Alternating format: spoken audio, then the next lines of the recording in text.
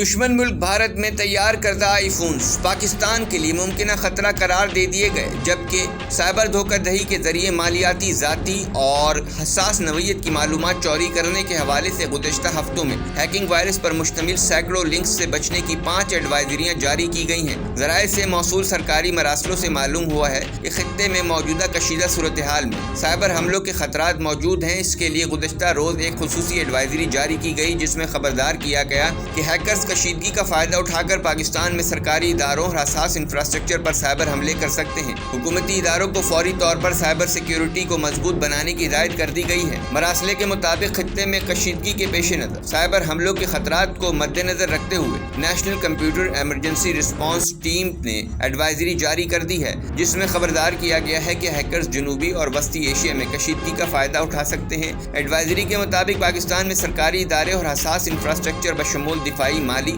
اور میڈیا کے شعبے سائبر حملوں کا شکار ہو سکتے ہیں۔ سائبر حملوں کے لیے اسپرنگ فشنگ، مالیویئر اور ڈیپ فیک جیسے طریقے استعمال ہونے کا خدشہ ہے۔ حملہ آور اداروں کی رازداری اور معلومات چوری کرنے کی کوشش کر سکتے ہیں۔ دستاویزات کے مطابق اس سے قبل بھی صرف رواں برس 5 ایسی ایڈوائزری جاری کی گئی ہیں، جن سے معلوم ہوتا ہے کہ پڑوسی ملک کی جانب سے خطے کی سائبر اسپیس میں پاکستانی اداروں کو متاثر کرنے کی کوششیں کی جاتی رہی ہیں۔ اس صورتحال کو سائبر جنگ سے بھی تعبیر کیا جا سکتا ہے، جس میں فشنگ یعنی سائبر دھوکہ دہی کی وارداتوں کے ذریعے اہم اداروں، شخصیات کے علاوہ مالیاتی لین دین کے اداروں کے ساتھ ساتھ حساس تنصیبات سے متعلق معلومات کے حصول کے لیے میل ویئرز یعنی وائرس زدہ انٹرنیٹ لنکس، فائلیں اور ایپ سائبر اسپیس میں چھوڑے جاتے رہے ہیں۔ انہی دستاویزات سے انکشاف ہوا ہے چونکہ دنیا کی معروف زمانہ موبائل ساز کمپنی ایپل نے سستی افرادی قوت اور وسائل کی دستیابی کی وجہ سے حالیہ عرصے میں اپنے موبائل فونز کی بھاری کھیپیں بھارت میں تیار کرنا شروع کی۔ اسی دوران بھارتی عناصر ان ڈیوائسز کو پاکستانیوں کے استعمال کے لیے تیار کرنے لگے۔ چونکہ آئی فونز کو نجی سیکیورٹی اور ڈیٹا کے تحفظ کے حوالے سے انتہائی محفوظ قرار دیا جاتا ہے، ایک مراسلے کے متن کے مطابق بھارتی ساختہ موبائل فونز، مصنوعات اور دیگر ٹیکنالوجی آلات پاکستان کی سائبر سیکیورٹی کے لیے خطرہ بن گئے ہیں۔ کابینہ ڈویژن کی جانب سے وفاقی وزارتوں، ڈویژنوں اور صوبائی چیف سیکریٹریز کو خط بھیجا گیا ہے، جس میں پاکستان کے حساس انفارمیشن انفراسٹرکچر میں بھارتی مداخلت سے مانیٹرنگ کے خدشے سے آگاہ کرتے ہوئے کہا گیا کہ بھارت کے ساتھ جیو پولیٹیکل تناؤ کے باعث سائبر سیکیورٹی خطرات ہو سکتے ہیں۔ فیک ویب سائٹس اور ایپل طرز کے پورٹل تک رسائی کے ذریعے حساس ڈیٹا چرایا جا سکتا ہے۔ بھارتی مینوفیکچرنگ مصنوعات ڈیوائسز پاکستان کے لیے سیکیورٹی خدشات بن سکتی ہیں۔ ان مصنوعات کے ذریعے پاکستانی صارفین کا ڈیٹا اکٹھا کرنے اور میل ویئر وائرس کی موجودگی کا خطرہ ہے۔ ذرائع کے مطابق مصنوعات کی تیاری میں ہارڈ ویئر یا سافٹ ویئر کے ساتھ وائرس کی موجودگی کا خدشہ بھی ظاہر کیا گیا۔ ممکنہ چھیڑ چھاڑ، میل ویئر یا اسپائی ویئر وائرس کی موجودگی کے خطرے سے بھی خبردار کیا گیا ہے۔ بھارتی مصنوعات ڈیٹا انٹرسیپشن کے ذریعے ٹارگٹ سائبر سرگرمیوں کا باعث بن سکتی ہیں۔ ہیکرز ایپل کے معاون ایجنٹس یا بھارت میں سروس سینٹر کا روپ دھار سکتے ہیں۔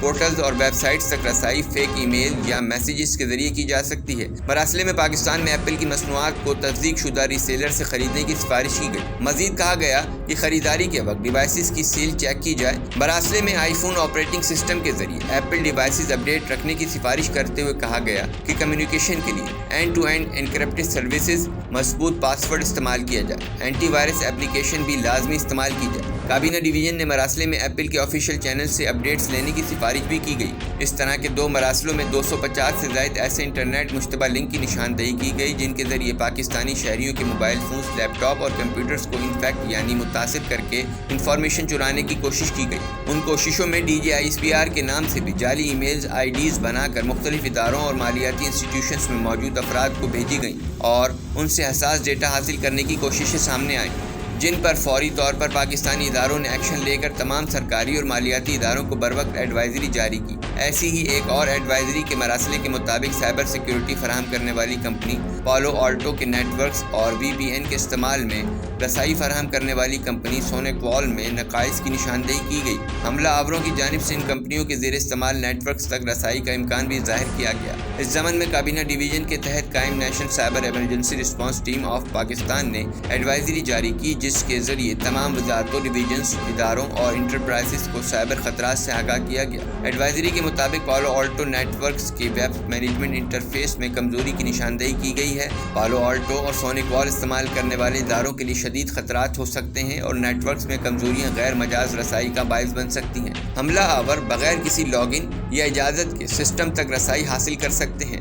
ایڈوائزری میں خبردار کیا گیا کہ حفاظتی اقدامات نہ کرنے والے اداروں کا ڈیٹا چوری کیا جا سکتا ہے اور حفاظتی اقدامات نہ ہونے پر ادارے نیٹ ورک سیکیورٹی ڈیوائسز پر کنٹرول کھو سکتے ہیں۔ ایڈوائزری میں سیکیورٹی کمزوریوں کے خلاف فوری طور پر کارروائی، جبکہ اداروں کو پالو آلٹو نیٹ ورکس اور سونک وال کے سیکیورٹی پیجز فوری طور پر نافذ کرنے کی سفارش کی گئی ہے۔ ایڈوائزری میں سفارش کی گئی کہ فائر وال اور وی پی این سولوشنز تازہ ترین فرم ویئر ورژنز اپڈیٹ کیا جائے، جبکہ مینجمنٹ انٹرفیسز تک رسائی کو صرف قابل اعتماد آئی پی ایڈریس تک محدود اور غیر مجاز رسائی روکنے کے لیے ملٹی فیکٹر تصدیق کا نظام اپنایا جائے۔ ذرائع کے مطابق اس وقت خطے کی صورتحال کے تحت پاکستان کے اہم اداروں کے ڈیٹا اور سائبر سیکیورٹی کے معاملات پیکا ایکٹ کے تحت بنائی گئی سائبر سیکیورٹی اتھارٹی کے خصوصی شعبے، قومی کمپیوٹر ایمرجنسی رسپانس ٹیم اور national telecom and information technology security board کی 4 مختلف ٹیموں کے ذریعے چلائے جا رہے ہیں، جن کے ماہرین ہر وقت پاکستان کی سائبر اسپیس میں چھوڑے جانے والے خطرات کی نشاندہی اور ان کو ناکام بنانے میں مصروف رہتے ہیں۔ یہ خصوصی ڈیسک اور ٹیمیں مارچ 2024 میں ہی وفاقی حکومت نے سائبر حملوں کی روک تھام کے لیے قائم کر دی تھیں۔ ساتھ ہی بتایا گیا تھا کہ کمپنی کی جانب سے 2023 میں پاکستان میں 1,60,00,000 سائبر حملوں کو روکا گیا۔ سبسکرائب کریں اور بیل دبائیں تاکہ کوئی خبر رہ نہ جائے۔